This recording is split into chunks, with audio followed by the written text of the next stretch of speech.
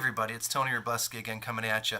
The sixth trait of the 7 key characteristics that all Trailblazers possess is they essentially, this is going to sound a little counterintuitive, they focus more time on their strengths. Again, this to me, out of the 7 characteristics, is maybe the most counterintuitive because we're in an age where most of us have been taught to look at criticism, to focus on constantly improving the areas that we're not as strong in. I agree to an extent, but here's what's often neglected.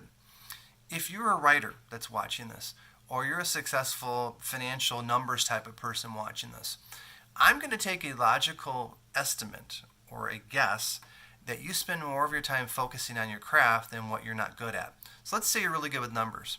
I'm going to take a guess that you don't spend all your time focused on writing. Okay? You probably focus more of your time on finances and financial related courses or mathematical skills or equations because that's your strength.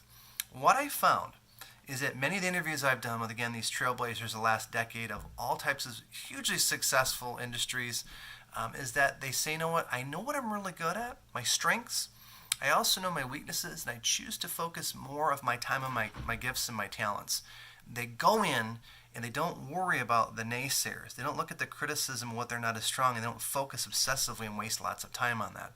So again, focusing on your strengths, your talents, to me is a little counterintuitive because we're taught that we should always improve on the areas we're not as strong in. I don't always agree with that. If you are very, very good, for example, I'm really good at taking information, disseminating it down, teaching it, applying it. I'm almost like a sponge when it comes to information. I know that's a gift and a strength that I have. I can tell you, I'm not super great or really excited about playing with spreadsheets all day and running mathematics, okay? Doesn't mean I neglect them, but I spend much more time on my strengths and I focus on those than my weaknesses.